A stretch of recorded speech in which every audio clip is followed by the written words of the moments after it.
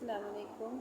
آج ہم چوتھی جماعت کی اردو کی کتاب نرگس کا سبق نمبر 9 پڑھیں گے۔ اس کا نام ہے خدمت خلق۔ اس کے کچھ خاص الفاظ ہیں: خدمت خلق، اجر، جیب خرچ، رضا، بے قابو، انشاءاللہ۔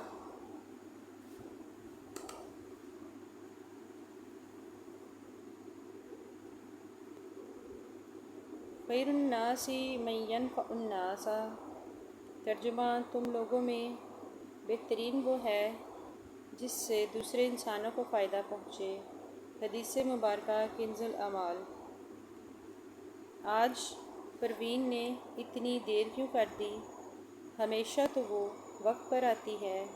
امی غصے میں تھیں۔ اچانک دروازہ بجا۔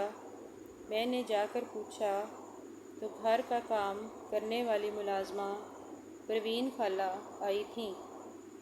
میں نے دروازہ کھول دیا۔ ان کے اندر آتے ہی امی نے غصے میں انہیں ڈانٹنا شروع کر دیا۔ یہ کیا طریقہ ہے؟ کتنی دیر کر دی تم نے؟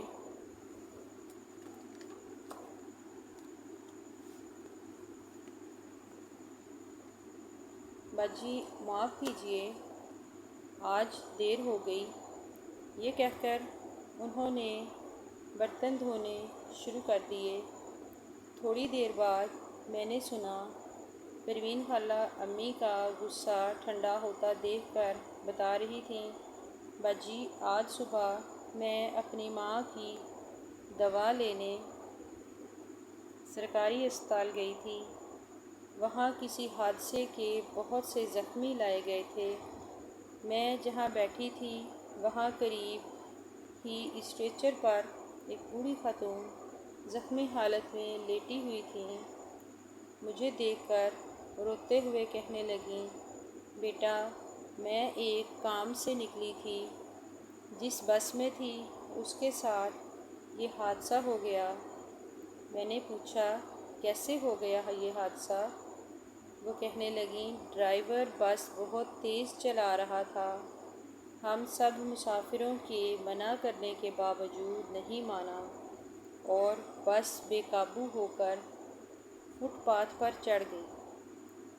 میرے گھر والوں کو پتہ بھی نہیں ہے میرے ساتھ کیا ہوا ہے۔ بیگم صاحبہ شکر ہے انہیں اپنا نمبر یاد تھا۔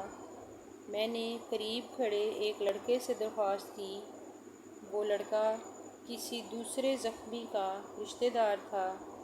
میری درخواست سن کر اس نے اپنے موبائل فون سے ان کی بات ان کے گھر والوں سے کروا دی۔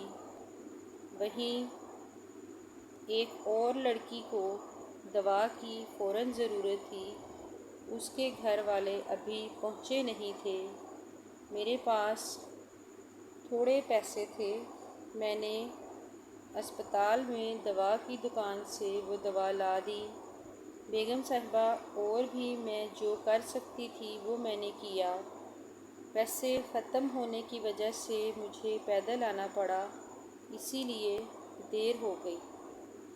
میں نے امی کی آنکھوں میں حیرانی دیکھی۔ میں خود بھی یہ بات سن کر بہت حیران ہوا۔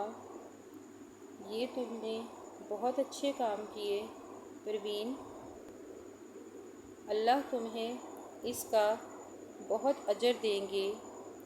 امی پروین خالہ سے کہہ رہی تھیں، میں سوچ رہا تھا کہ میرا جیب خرچ تو پروین خالہ کی پوری مہینے کی کمائی سے بھی شاید زیادہ ہی ہوتا ہے۔ وہ جب کام ختم کر کے جانے لگیں تو میں نے امی سے پوچھ کر اپنے جیب خرچ میں سے کچھ پیسے انہیں دینے کی کوشش کی، مگر انہوں نے لینے سے انکار کر دیا اور بولیں، نہیں بیٹے، وہ پیسے تو میں نے اللہ کی رضا کے لیے دیے تھے، میں تم سے لے لوں گی تو میرا اجر کم ہو جائے گا۔